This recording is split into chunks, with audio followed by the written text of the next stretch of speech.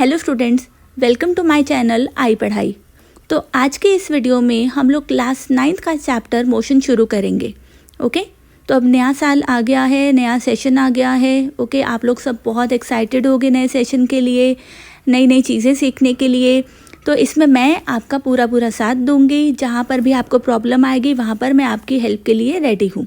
Okay, और जो आप ये चैनल पर वीडियो देख रहे हो उसके अलावा अगर आपको मेरी किसी और तरह से हेल्प चाहिए, लाइक आपको 1-to-1 लेक्चर चाहिए या ग्रुप लेक्चर चाहिए, या फिर आपको बहुत सारे डाउट्स हैं, मानो आपको इकट्ठे हो गए 10-12 डाउट इकट्ठे हो गए, आपको एक साथ सॉल्व करवाने हैं, तो उसके लिए आप मेरे मोबाइल नंबर पर कांटेक्ट कर सकते हो। आप लोग कॉल कर सकते हो या व्हाट्सएप कर सकते हो, and I will be available for your help. Okay, अच्छा, दूसरी बात, ये वीडियो शुरू करने से पहले या फिर यूँ कह लो कि ये जो चैप्टर है उसको पढ़ने से पहले आज एक कोट छोटा सा मैं डिस्कस करूँगी आपके साथ।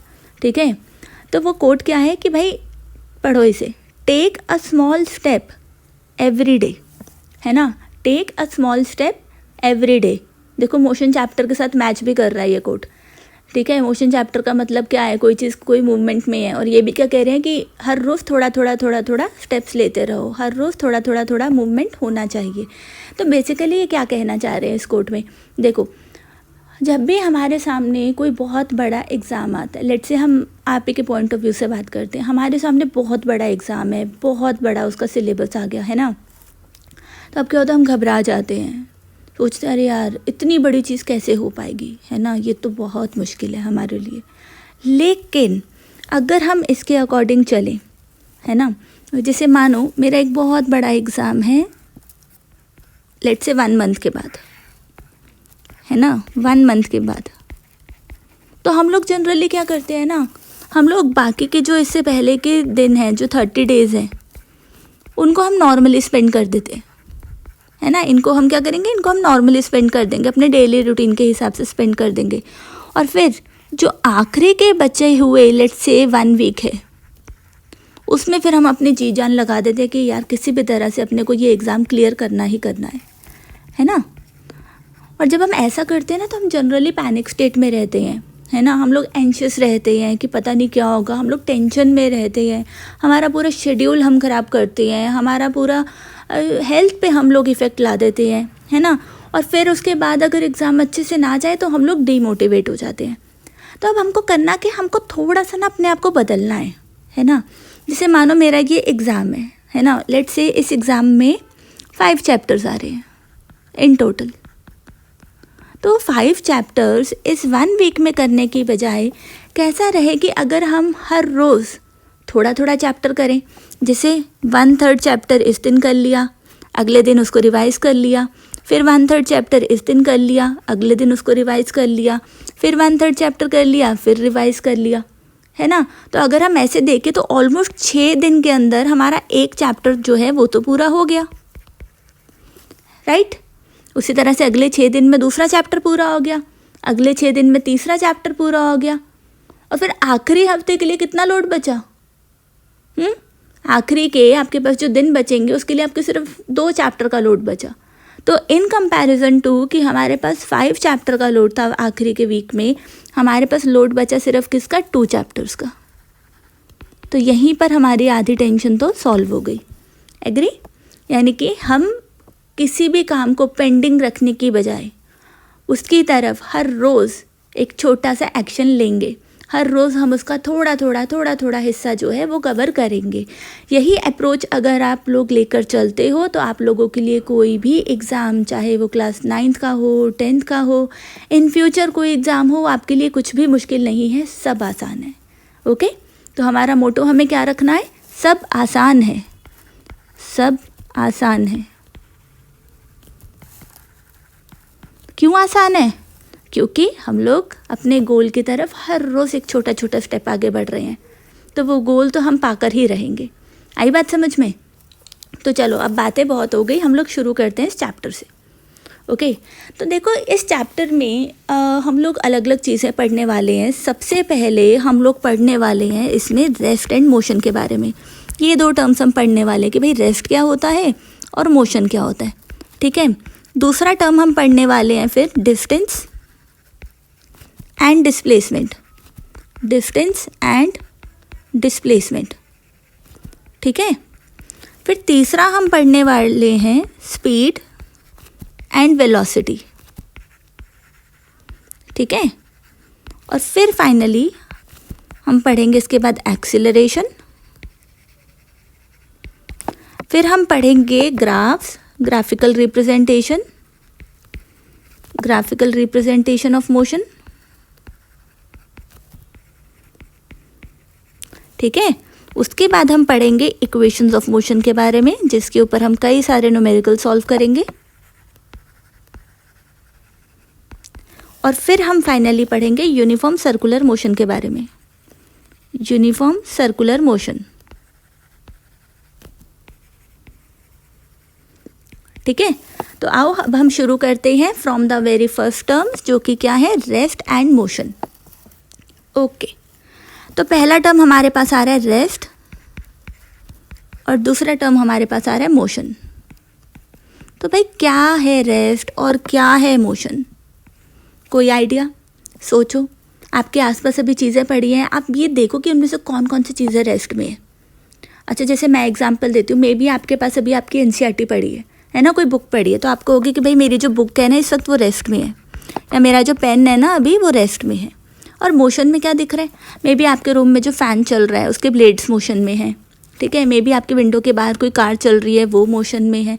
तो इस तरह से आपके आसपास सब चीज़ें या तो रेस्ट में है या फिर मोशन में है। अच्छा, अब आप मुझे ये बताओ कि आपने कैसे डिसाइड किया कि कोई चीज़ आपके रिस्पेक्ट में रेस्ट पर है? कैसे डिसाइड किया?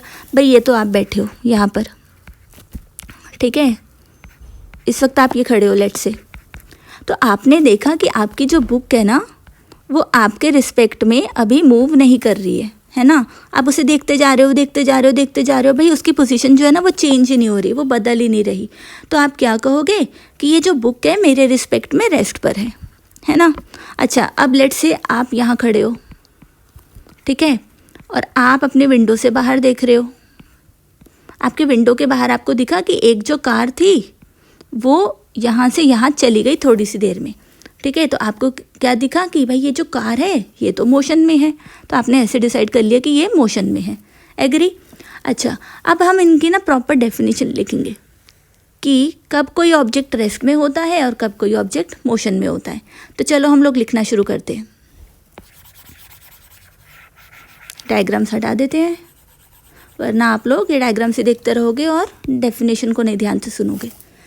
ओके स्टूडेंट, तो डेफिनेशन लिखने से पहले एक बात मैं बता दूं, कोई एक कॉपी आप ऐसी मेंटेन कर लो जिसमें आप ये नोट्स लिखते रहो, ताकि आपको रिवाइज करने में आसान हो और आपके हाथ से एक बार डेफिनेशन जो है वो निकल जाएगी ना, तो आपको रिकॉल करने में भी ईजी होगा, ठीक है। तो चलो हम डेफिनेशन लिखना शुरू करते हैं। तो कोई ऑब्जेक्ट रेस्ट में कब है, इसको हम कैसे डिफाइन करेंगे? An object is said to be at rest. An object is said to be at rest if its position does not change with respect to, ये मैंने क्या लिखा है, with respect to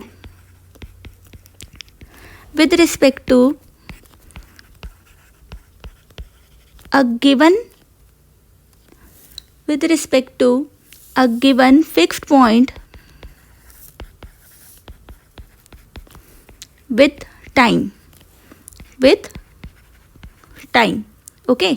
और उसी तरह से कोई ऑब्जेक्ट मोशन में कब है उसे हम कैसे डिफाइन करेंगे? सेम चीज़ लिखनी है। An object is said to be in motion if its position changes with respect to a given fixed point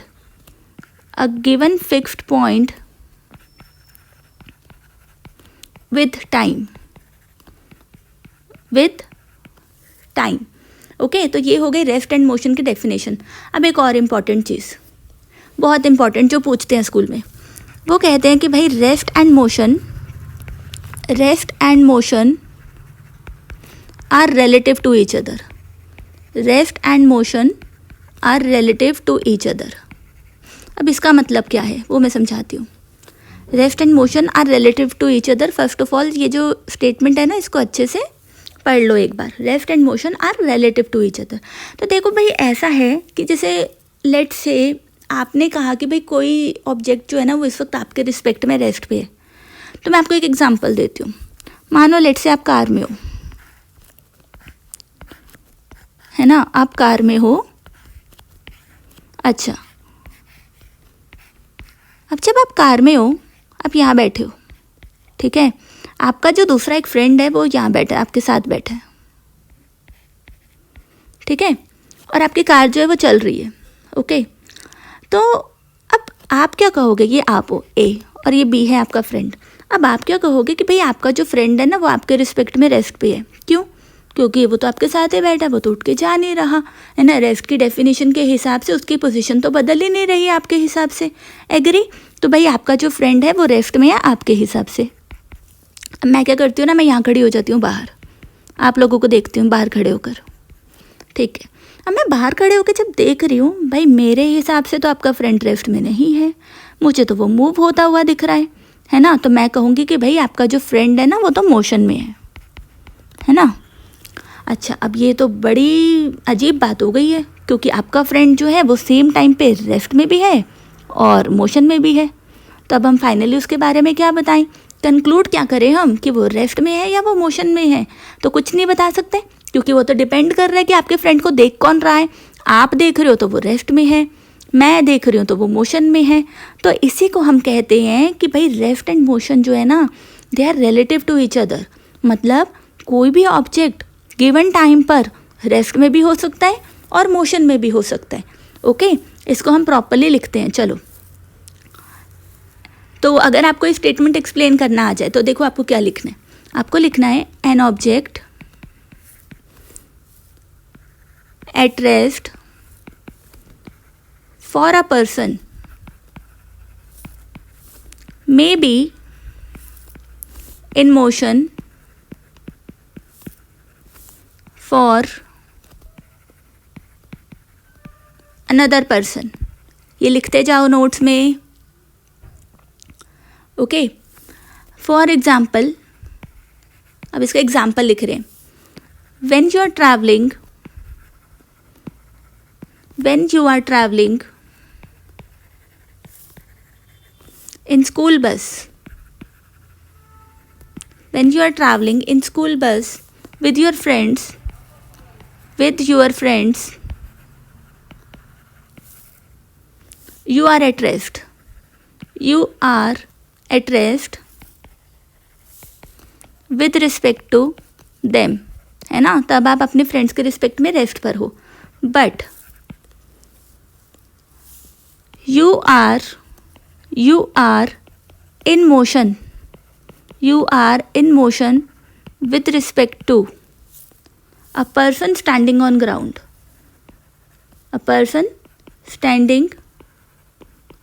ground, तो समझ में आया मैं क्या कहना चाह रही हूँ कि भाई आप अगर स्कूल बस में ट्रैवल कर रहे हो तो आप अपने फ्रेंड्स के रिस्पेक्ट में रेस्ट पर हो, पर सेम टाइम पर आप किसी ऐसे पर्सन के रिस्पेक्ट में मोशन में हो जो इस वक्त ग्राउंड पे है। तो इसीलिए हम कह रहे हैं कि भाई रेस्ट एंड मोशन जो है ना वो रिलेटिव हैं एक दूसरे के। आ गया समझ में इतना? ठीक है, तो इस वीडियो में हम बस इतना ही पढ़ेंगे, ठीक है। पहले लेक्चर में इतना हमारे लिए भी काफ़ी है, रेस्ट एंड मोशन को समझना। अब अगले लेक्चर में हम लोग बात करेंगे डिस्टेंस और डिस्प्लेसमेंट के बारे में, डिस्टेंस एंड डिस्प्लेसमेंट के बारे में, ओके। तब तक ये जो रेस्ट एंड मोशन वाला वीडियो है आप लोग इसको अच्छे से देख लो, इसके नोट्स बना लो पूरा प्रॉपर एनसीईआरटी के हिसाब से। स्कूल में बहुत अच्छे मार्क्स लाने हैं हमको, है ना। और इस बात को नहीं भूलना, take a small step every day, okay. And then obviously आप लोगों के लिए क्या होगा, सब कुछ आसान होगा, है ना। सब आसान है, ये याद रखना है अपने को। ओके बेटा, all the best, bye bye.